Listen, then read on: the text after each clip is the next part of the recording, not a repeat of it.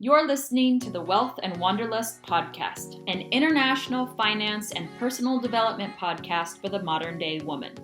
I'm your host, Vanessa M.W., and I'm here to help you build a better life abroad or in America. You can find out more about my work in finance and travel on wanderonwards.co, or you can say hi on Instagram at wanderonwards. Not all classrooms have four walls, so open your mind to what's possible and let's get started. JMT, you're this month's winner. Thanks so much for your review. Please DM me on Instagram to claim your gift.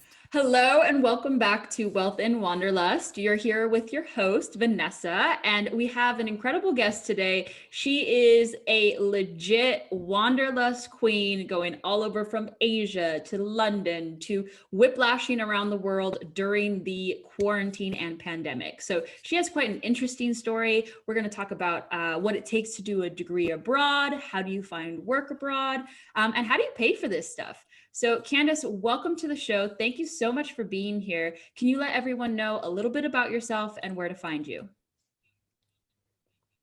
Okay, so I am an American blogger. I'm like just reading out my Instagram bio, basically. I'm American, I'm 23, and I moved to London when I was 18.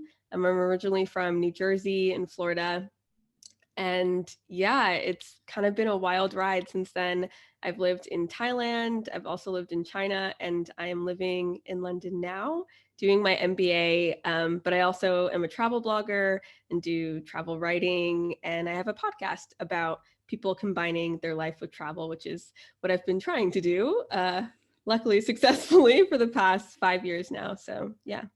Wow, that podcast is older than most people's relationships. I am very impressed.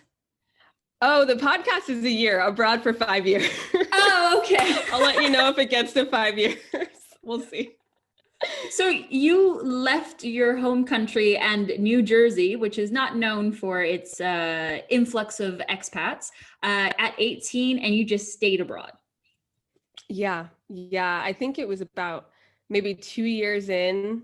Honestly, I'm lying. I think it was like the first month that I was like, I don't feel like I see myself going back to the US. And it's a crazy feeling, I think, when you feel like you finally belong somewhere and you just feel like this is home. It's a very strange feeling to get as an expat, but moving to London, I felt it so fast. And so I kind of knew in my heart always that I wasn't going back to the States. So. Well, you had a earlier realization than I. I felt the same way. And what you just said about not feeling like you have a place in America is something that I'm very familiar with. The tagline to my Move Abroad Masterclass is find your place in the world. So how did you narrow down the entire earth to London? Okay, so originally when I was in high school, my like dream school was UCLA, just because I loved California. I didn't have any program I was interested in. I was just like, California, UCLA, they seem to go together. And I looked at the tuition and I was like, oh, okay.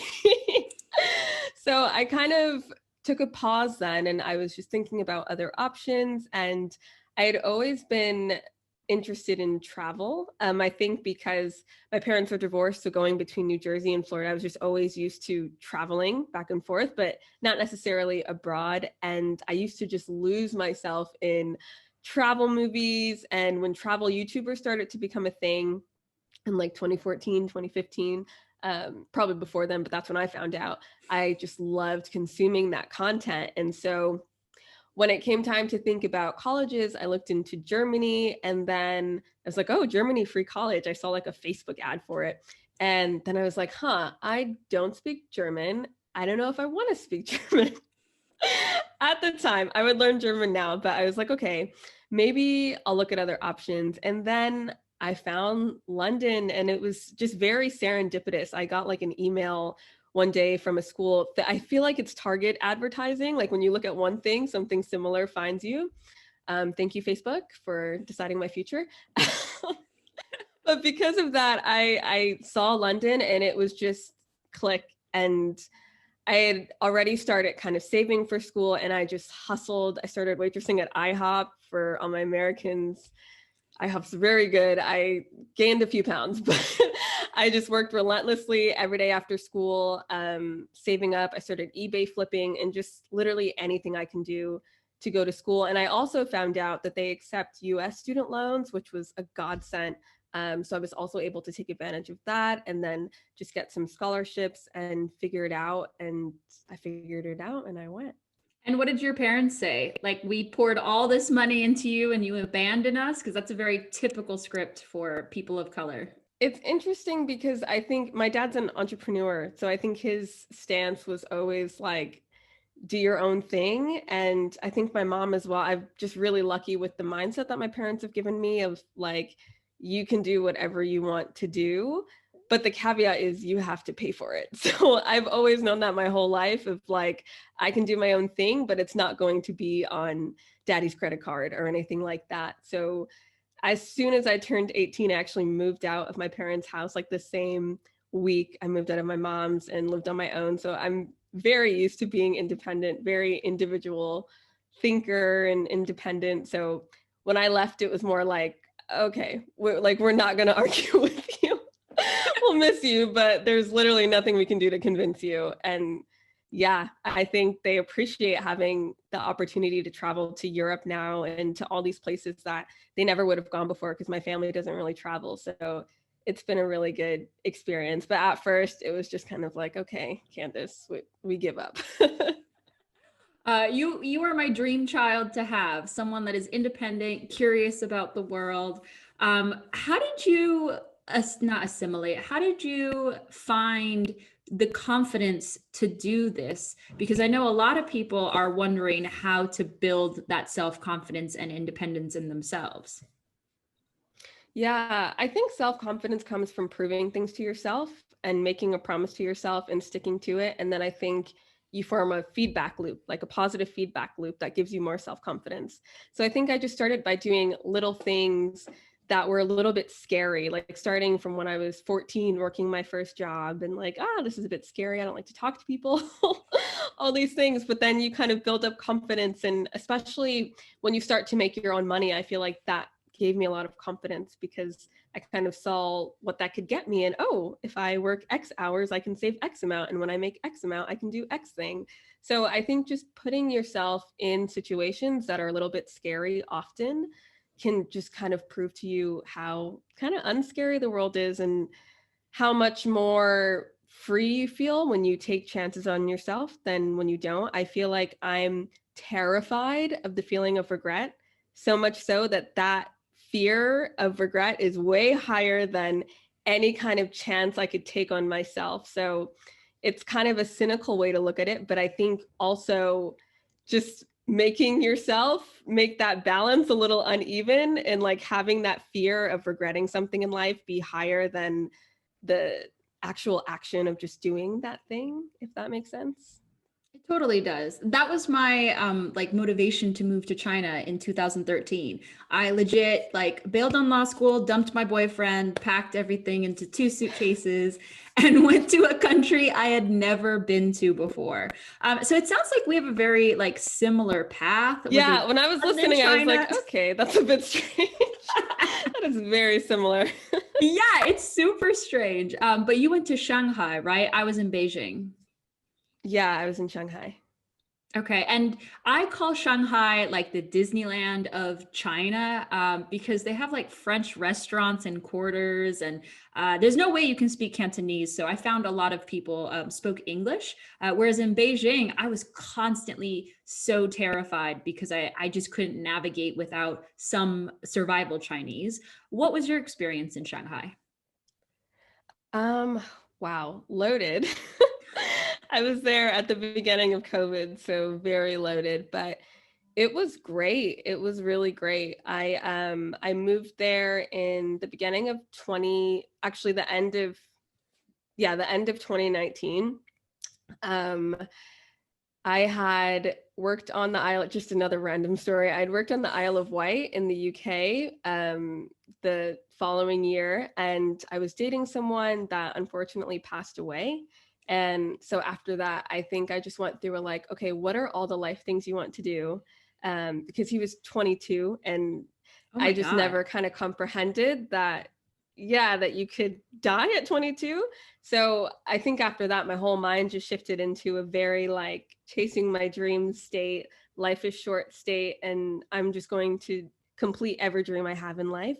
And moving to China was always one of those dreams. So I decided to teach abroad for a year, at least that was the plan, and moved in January. And it was a huge culture shock, I think, for so many reasons, from being a Black woman and having people look at you like you were an alien because they had never seen a Black woman before, to like not speaking Mandarin. I learned while I was there, thankfully, but in the beginning, just not knowing what anyone was saying all the time, and dealing with pollution and just cultural differences. And it was just crazy. But at the same time, the growth from it was just wild. So I loved it. And I think Shanghai is just such a dynamic city. I think whatever opinion you have of China, I don't feel like you can truly have an opinion until you visit China for yourself. Quick commercial break. Want to manage your money better?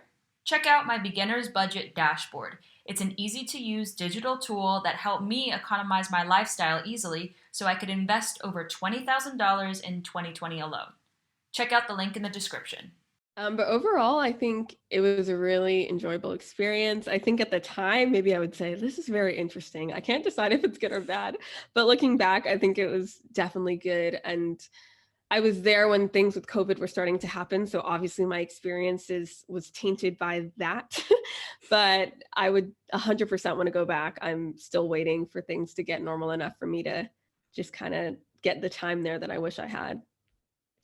And so you mentioned that you had a relationship in the United Kingdom. How is it to date and form these serious relationships abroad? I feel like interesting is just my word of this podcast. I think I was definitely at a point where I was not thinking long term. I don't think many people at 18, 19, 20, 21 really think about things long term. But I think in my own mind, I don't know if it was in their mind, I always knew I wanted to stay abroad. So it was never a question of like, oh, would we move to the US one day, or all these things. I had one serious relationship that went on for a year and a bit, and he was British. And I think it was just little cultural differences. That was the biggest thing. But I don't think it's that much different from dating in the States. I think like just cultural differences just become a part of your relationship. At the same time, British culture and American culture are similar enough where you don't feel completely foreign to learning about your partner's life and how they live and things. Accents are a little interesting, but overall, I think it's pretty similar. I think men are very similar all over the world. I will have to humbly disagree with you, my darling. Okay. I haven't dated Germans yet, so. Well, they're great. They're so efficient. They can cook, they can clean, like wife them up if you meet one. But I struggled dating British men because I found they were too similar to Americans. I felt like a lot of the baggage was very similar. They couldn't care for themselves for some reason, like couldn't cook, couldn't clean. You can see there's a theme in my life, which is probably why I married German. And so even though you're young, it seems like you're like set with staying abroad. How does that impact your family dynamic and your relationships with people at home? I think it's gotten to the point now where it's just very normal, I think. But for example, I was never kind of the person that like always wanted to be around my family. We're very different in a lot of ways, and I love them and they love me. But I think they know that our relationship couldn't be as good if I wasn't doing my own thing and chasing my own kind of vision and dharma and dreams. I don't think I would be as happy a person. And so I don't think I'd be as good a family member. So it's kind of like a trade-off you have to take. But I still see my family like twice a year. Sometimes they see me, and we FaceTime almost every day. So I think technology really has given us just kind of an outlet to still have a connection. I had like one uncle in my family that traveled a lot, and this was in the 60s, and he would go off to like China and these crazy places in Europe and backpacking and all these things. And my grandma, like his family, wouldn't hear from him for months. and he would just send a letter here and there. And so whenever my family like tries to give me like crap or anything, I'm just like, well, Uncle Bubba left for like 7 months at a time and no one heard from him. And I FaceTime you guys at least 3 times a week. So I think it works in that way. Oh, that's a great story. That's like one of the original like OG Wanderlust kids. I don't know how they did it without Google. I am genuinely in awe. What was your uncle's trick? I don't know. He's passed away, so I can't ask him now, but I think I definitely have that same spirit of just like get up and go and worry about the rest later. Which is a totally fine letters. Plan to have. Yeah. Sorry, you were saying about the letters? I think that was it. Just letters. Just sending letters is a really good way to communicate, I guess, in that day. That's pretty much all you can do. Agreed. And then now that we have our phones and technology, I actually call my mom and speak with her more than I ever did when I was living in the United States, away at college. Mm-hmm. I think now we have so much more perspective about how valuable the relationship is between us, and why would we spend time fighting with one another when we could just be gossiping instead about what Thea did what. What is your next plan then? What are you currently doing in London? So I'm currently getting my MBA, and then outside of that, I am working on my travel blog, and I do freelance travel writing. So I work for Trip Scout, which is a travel startup, on their London account, London Travelers, and that's been really cool. I also host a podcast, and just I'm kind of talking to guests that combine their career and goals with travel. And honestly, it's weird. I feel like I'm creating 2 realities at once. So I have this very structured professional kind of path of doing my MBA and writing my thesis and all these things. But then I also have this creative outlet where I'm garnering this audience and just building my own thing. And so it's really good to kind of work on those both at the same time, because I think there's this big stereotype in the travel industry and the content creator industry that you just quit your job and then you just do it and then you're making like 6 figures overnight. And that's not really how it works. You have to balance it around like real life and quote unquote real life, but real life. So I think working while doing this has just given me a lot of discipline and just kind of learning how to spend my time in the most valuable ways, which was a lesson I did not always have in college. My time was spent in very interesting places. So it's been really cool to just be on that journey now. And you've done multiple degrees abroad now. Would you mind giving us some insight into how you paid for that? Because I know lots of people would like to do something similar. Yeah. So before getting my bachelor's and now getting my master's, I had saved for minimum a year to 2 years for bachelor's. And then for master's, I went when I was teaching in China. A lot of that primarily was to save to come back to London. So definitely would not necessarily recommend just thinking of it 1 month and then moving the next month. I think there's definitely a lot of saving and planning that can go into that. But obviously you can only save so much. So the rest of that, I signed up for student loans, which most UK universities check that, but except, so you can use the US FAFSA program with that.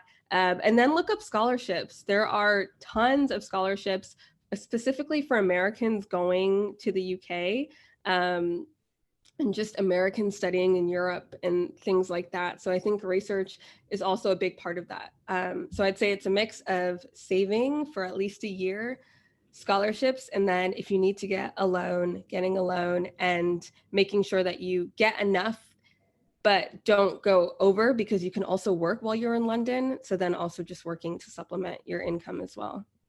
I think that's a great idea. And the cost of education in the UK is so much more affordable than the United States. Even like the most expensive MBAs are still only like $20,000 a year versus the $40,000 that we have in the United States.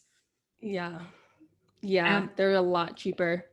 That was one of my big reasons for moving over, because when I looked at it, I was like, what? So you're telling me I can travel and get my degree at the same time, and it's cheaper? Like when I saw I was like triple whammy, like there's no way that I'm not moving abroad.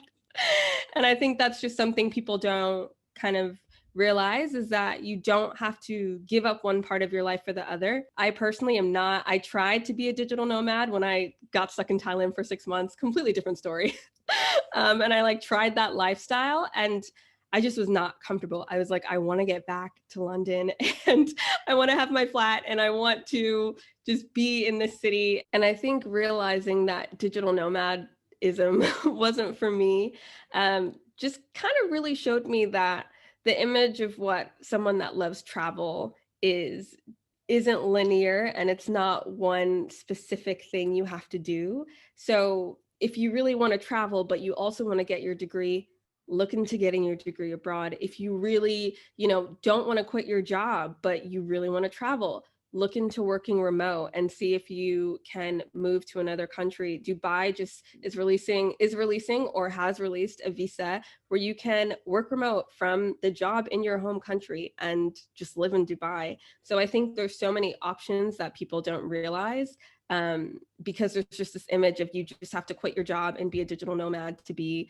a full-time traveler. And as an expat, I kind of consider myself a full-time traveler. I never feel 100% like the culture that I'm in. I don't feel British. So I constantly feel like this never ending kind of trip, which just gives me an excitement in life that I don't think I could get back home. So I think always look into how can you combine your goals and your professional goals and your education goals with travel, rather than thinking that you need to leave one to do the other and make them separate things.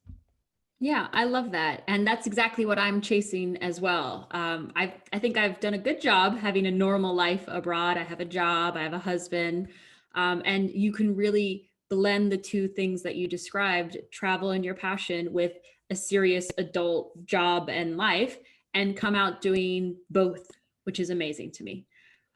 We are at the end of our podcast today. Candace, where can everyone find you and where are you going next? Leave us with that. Okay. So you can find me on Instagram at Candace Abroad. You can also find my blog, www.candaceabroad.com. My podcast is abroadandco.com or at It's Abroad and Co on Instagram. And then what I'll be doing, where you can find me right now, you can find me in London lockdown at home in my PJ pants. But in the coming months, I think you'll just find me exploring London. My personal blog is a London travel blog. So if you're ever looking to come to London, definitely go there for some good resources. And then my podcast I think you're going to be on my podcast soon. So just travel loving people that love to combine the two, I'll be there as well. So. Can't wait. Well, thank you so much, Candace, for being on the show. And I will see everybody listening on YouTube, Spotify, or iTunes. Thanks so much. Thanks for having me. Want to win a free finance-related digital product valued anywhere from $15 to $300? Just subscribe and leave a review on iTunes with your name. I'll announce the winner each month on the podcast, and you can DM me on Instagram to claim your prize. Thanks for supporting the channel, and I'll see you next week.